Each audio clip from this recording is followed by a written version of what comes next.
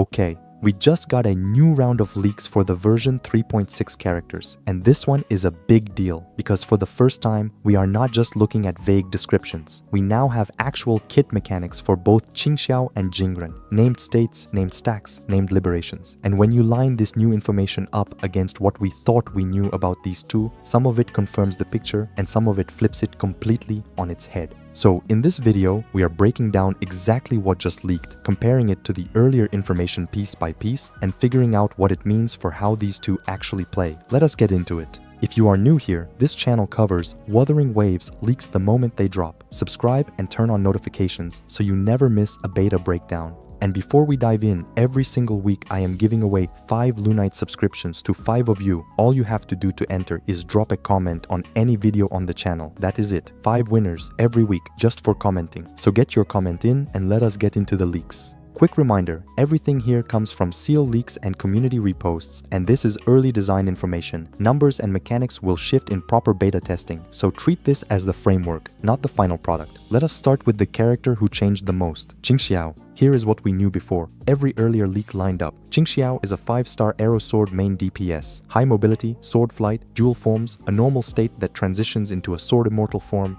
and a liberation built around a massive barrage of flying swords. The framing was locked in. She was the aggressive, high-speed Aero carry mengzhou was building toward, a pure damage dealer. Now here is where the new leak gets interesting, because it does not contradict the sword immortal fantasy. It deepens it, but it also adds a detail nobody was talking about. According to this new information, Qingxiao does not just fight with a sword. Her core weapon concept is a qin, that is the Chinese zither, the classical string instrument. And the leak describes the qin as serving a support function. Let me read the mechanic out to you because it is genuinely one of the more creative kit ideas we have seen in a while. In her initial state, all of Qingxiao's swords are stored inside the qin. When she attacks with the qin, the swords unsheathed, so the instrument is literally the container for her blades. Then it splits into 2 resource types. Playing the qin, her string attacks grants a stack called qin heart, and her actual sword techniques grant a separate stack called sword intent. Here is the part that matters. When you build 5 qin heart and 5 sword intent, she enters the sword immortal state.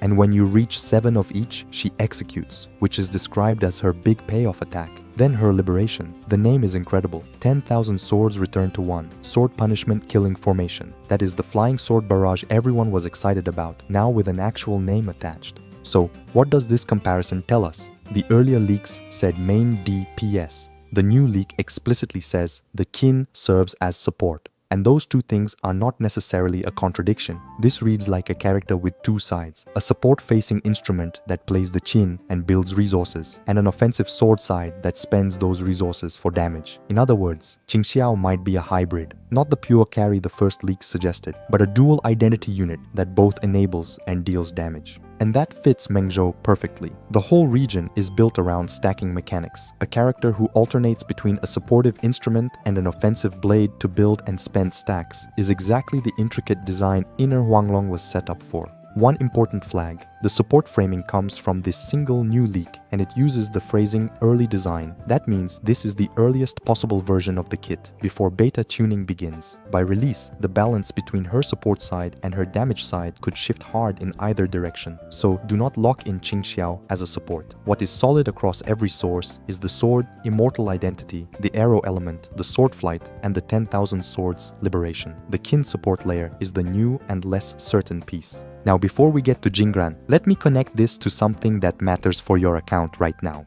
You can save up to 24% on your top-ups using LootBar. It's a solid way to save money. For example, the 6,480 Lunites pack costs around $82 on LootBar compared to $100 in-game.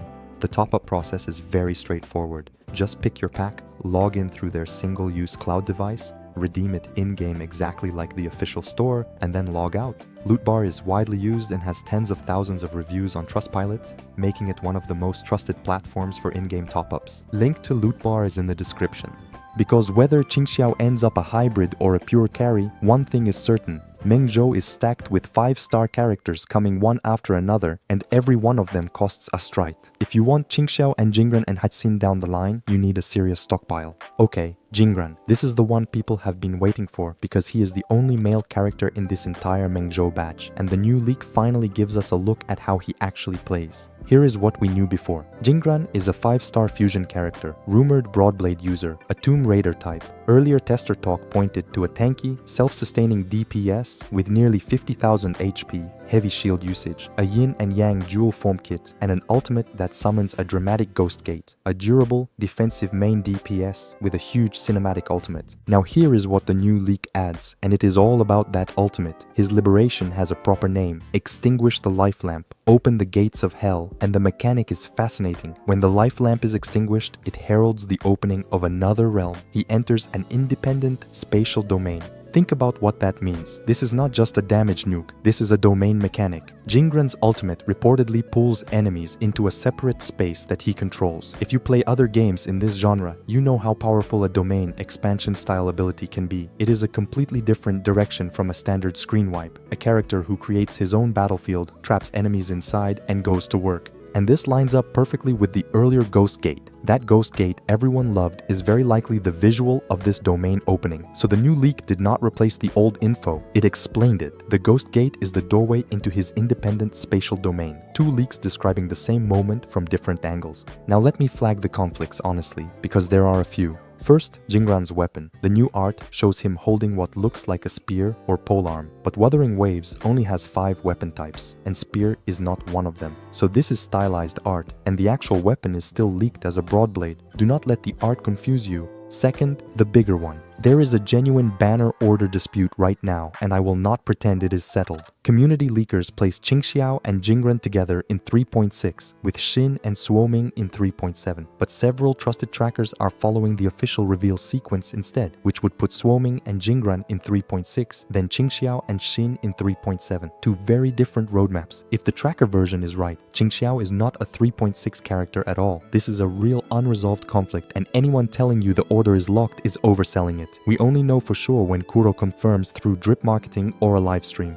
So where does that leave us? Qingxiao is the bigger surprise. The new info keeps her sword immortal Aero identity fully intact, but reveals a qin-based support layer with qin heart and sword intent stacks. 5 and 5 to enter her sword immortal state, 7 and 7 to execute. Less like a pure carry, more like a hybrid, though that support framing is single source and early, so hold it loosely. Jingran is more confirmation than surprise, and that is a good thing. His new liberation name, Extinguish the Life Lamp, Open the Gates of Hell, reveals his ultimate is a domain mechanic that pulls enemies into an independent spatial realm. That Ghost Gate is the doorway into it. Combined with the tanky, self-sustaining 50,000 HP profile from earlier, he is shaping up to be a durable fusion DPS with one of the most dramatic ultimates in the game. And hanging over both of them is that banner order question, both in 3.6 or split across 3.6 and 3.7. That is the single most important thing to watch for next. Here is my honest take. This is one of the more exciting kit leaks in a while, specifically because both characters are doing something mechanically unusual. A qin that stores swords and doubles as a support engine. An ultimate that opens its own pocket dimension. Kuro is getting more creative the deeper we go into mengzhou, and if these designs survive beta close to intact, 3.6 and 3.7 are going to be a special stretch. Which one are you more excited for, the Sword Immortal or the Tomb Raider? Drop it in the comments. If this breakdown helped, hit that like button, subscribe for beta updates the moment they land, and I will see you in the next one. Take care, Rovers.